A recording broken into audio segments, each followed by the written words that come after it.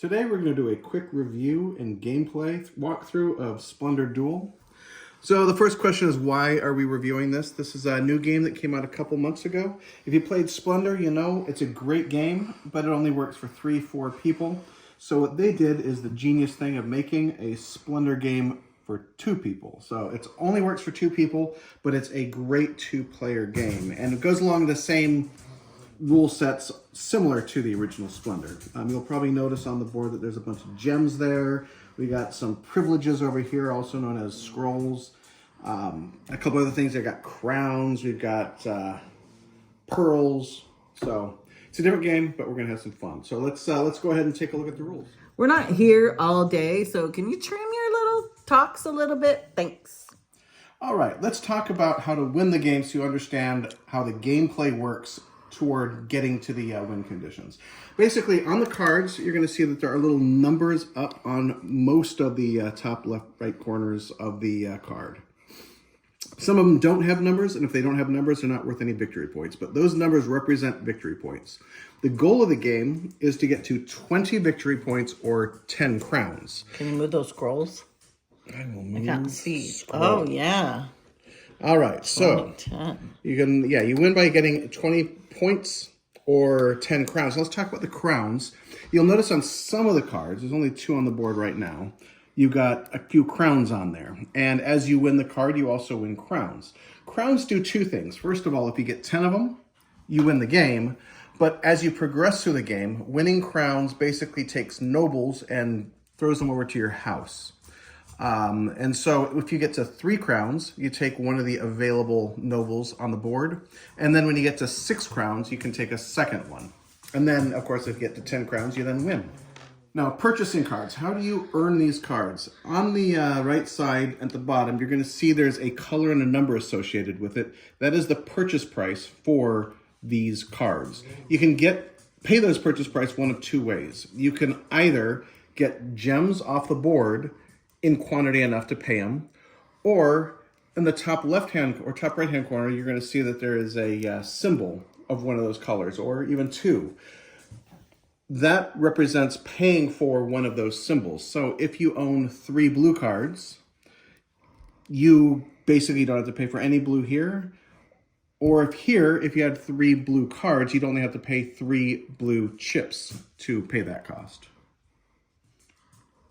You'll also notice one difference from the original Splendor, and that is that there's this little pearl tokens on the bottom of the cards. And on the board, you'll see there are 2 pearls that are available. Pearls will never be a free cost. There's never a pearl on the top right corner. So you always have to use your pearls from the board. All right, let's talk about setup. You've got the cards. You can see that they're green, yellow, blue, and they have a little 1 dot, 2 dot, 3 dot. The 1 dot goes on the bottom, and you pull out 5 of them. These are the easiest cards to purchase, so you'll usually go through these first. Then you got the second level of cards, and you put 4 cards out, and the third level of cards is only 3 cards, so it kind of makes a pyramid going up. And on the board itself, this is where you get your tiles from. So what you're going to do to set this up, you put the board down, and you just randomly take the tiles. You're going to see on the board that it's got a kind of a sequence that you lay them in. So what happens when you get the tiles out is you lay them in a circular order all around the board, following the pattern that's on the board itself. All right, your turn order, what you can do is 3 things. You can use a privilege if you have one of these scrolls. That's called a privilege. And you can use that at the start of your turn to grab a chip off the board. The second thing you can do is take chips off the board. And essentially you have to take chips in a set of 3. So 3 in a row, or you can take chips from in any kind of order. Actually, the one rule is you cannot take the gold chips. The gold chips are used for reserving cards. So you have to work around the gold chips to find 3 or less, if that comes to that you want. And you take those cards to your board. Or you can purchase a card from the board down there. So using a privilege is a free action. So if I want to use one of my scrolls to purchase a card, that doesn't mean I can't do one of those other things. You also do one of those other things. And the last thing that you can do, if you can't purchase a card and there aren't really enough chips on the board to take anything, you can replenish the board. Put them in the, everything that's in the bag was what was used. You take them out, fill in the board, and then you can take chips from the board from that point. So that's your two free actions are to take something with a privilege or to refill the board. And then your one action that you can take either or of is you can take chips or you can buy a card. And when you refill the board, your partner gets to take one of the scrolls for a free chip later. Haha, I love that. There's basically two ways you get a scroll. If the other player starts the game, you start with the privilege. And whenever the other player fills up the board, you take one of these privileges. All right. When you purchase a card, you're going to notice that there's something else different than the original game, and that is there's these little symbols on some of the cards on the top left here. And they have different meanings depending on what you get. If you get this little thing that looks like a 20-sided die, that means you just immediately go to the board and pick one of the gems. This symbol here, and it also you can kind of notice it's up here, this is where when you purchase the card, you can make it any color of your choice. But you can't change it. You have to keep it that color. If I pick green, it stays green. If you pick green, it stays green. Thank you. This color right here, this symbol, that means take an additional turn. So if you purchase that, you immediately take another turn. OMG. And this symbol right here is probably the saltiest thing in the game. Salty. And that is the steal from another player symbol. You don't do it immediately. You have to use it. Oh, no, you do it immediately. Yeah. Oh, my. It's saltier than I thought. All right. There are a couple other ways, as a note, of getting privileges that I sort of missed. If, say, a player refills the board and they take both pearls, they're in a line and they decide to take both of them, the other player gets a privilege. And if you have 3 colors and they take all 3 of the same color, the other player gets a privilege. This doesn't happen too often, but sounds good. All right, we played this first round for a few rounds. You can see we've been taking tiles off the board. You can see her tiles over there. You can see my tiles over here. These are gems. Whoa. I got gems. Ooh, look, I got one of these scrolls too. Yeah, you can tell that she started the game because I went second. Went second.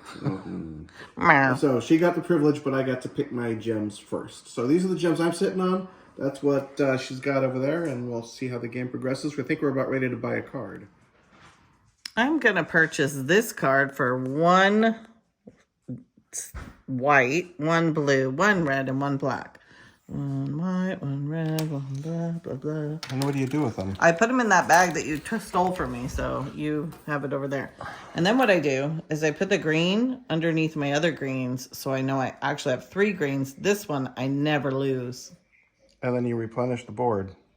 Not necessarily. Oh, that board. You wait till your husband replenishes the board.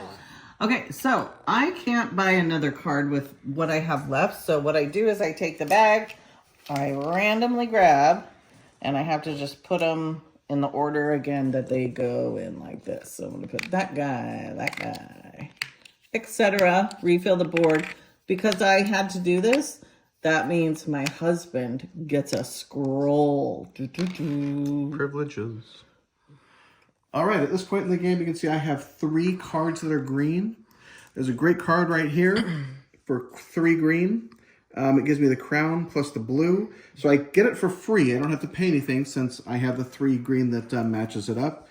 It goes in my blue stack.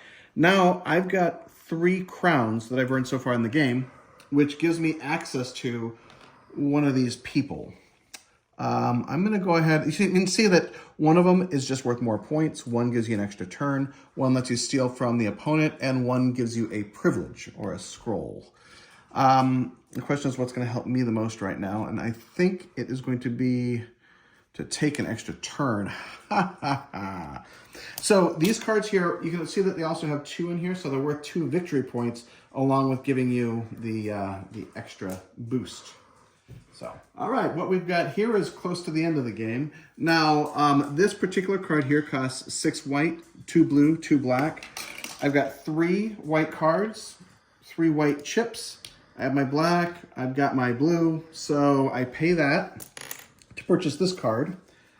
And if you count up all the numbers, I now have exactly 20 points. So what would happen from there is the opponent gets one additional turn to see if they can turn things around.